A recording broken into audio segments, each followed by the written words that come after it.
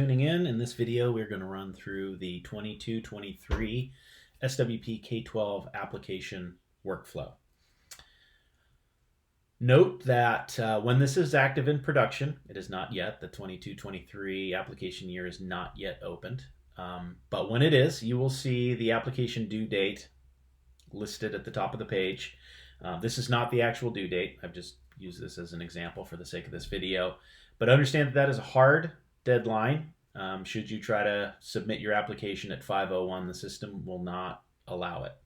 So just make a note, it is a hard deadline. I wanted to point that out.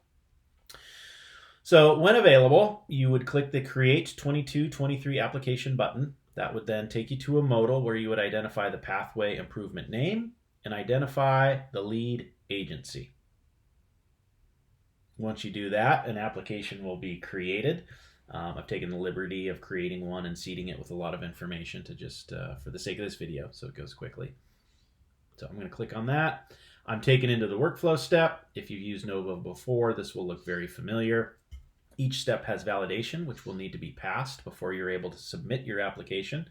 So you can see I show completed on all except budget and match. So at this point, this application would not be able to be submitted.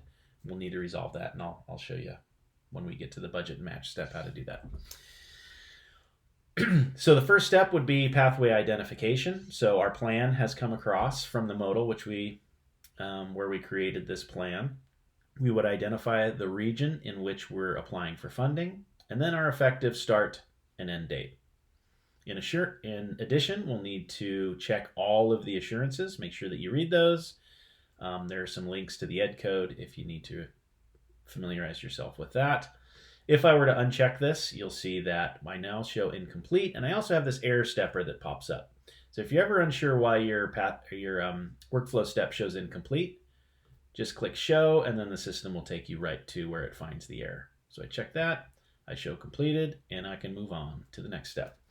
Identifying our lead and partner agencies. We identified the lead in that modal, so that information will be pulled across. We'll then answer a few questions related to funding. So answer yes or no. Based on your answer, you may be required to answer an additional narrative question. There's an example of that. And then we would identify the participating schools within this institution that are participating, and then a contact. Since I created this, I default as the lead contact, but I can add additional contacts should I choose. And then we'll also identify any partner agencies on this step. This is an optional step, but this elementary school district is also going to participate. I would answer the same questions regarding historical funding and future funding, identify the school, and assign a contact. This would not default since this is a partner institution, but I've added myself here. Should the lead institution be identified in prior applications that have been funded, they will show up here. If this plan is similar to the plan identified, check the box, and you'll have to answer some questions that are asked related to changes in the future year. If it is not similar, you can just leave that unchecked. And then positive considerations that we would identify appropriate for this plan that will be taken into consideration when this plan is evaluated for funding. Our next step will be to identify any higher ed or collaborative partners. A California community college is required as a higher ed partner. So I've done that here. I can add a contact, and I can add additional higher ed institutions should I choose. And then optional collaborative partners. So we have a business partner here that we're going to work with. We've identified that it is going to be based on work-based learning. That's how they're going to support us. And here's the contact. We can also add additional collaborative partners or add contacts. Or if you need to, remove it and add another one. On this step, we'll identify the problem statement and our project objectives. So some narrative questions that will need to be answered. Information on the institutions will be pulled across, whether it's identified as rural and the unemployment rates. And then some identification of underserved populations?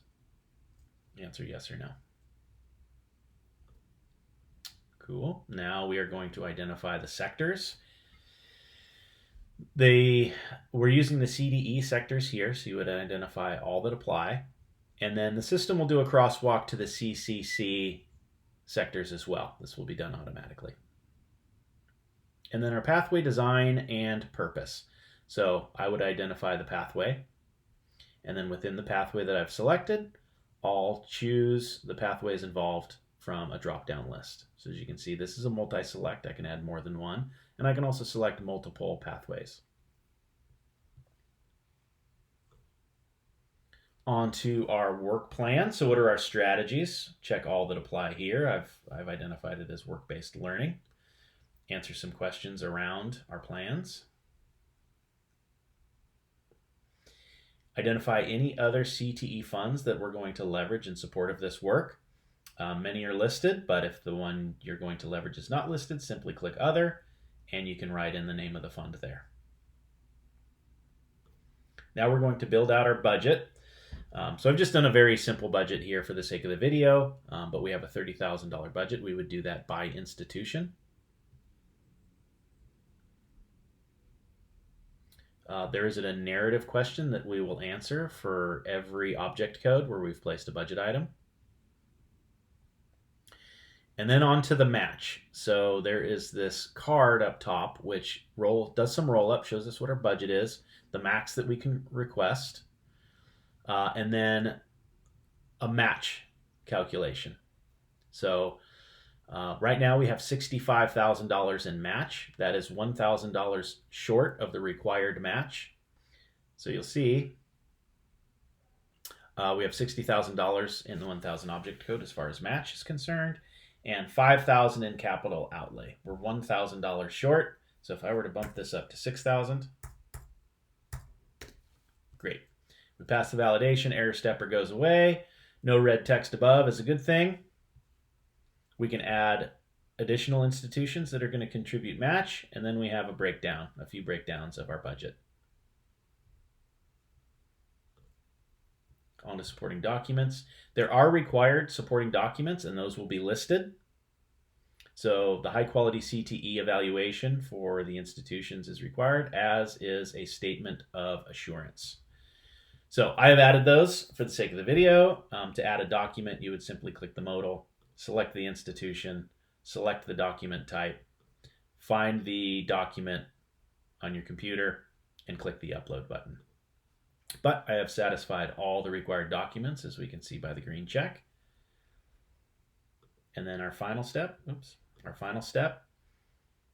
is to review this and submit it. So by default, this project is bookmarked for me, so I can go into my bookmarks and easily navigate to this program whenever I like. I can also share this. I can add recipients and comments. This is a good idea if you want to send it to somebody that may not be involved, but you'd like to get their eyes on it and get their input before you hit submit. You can do that.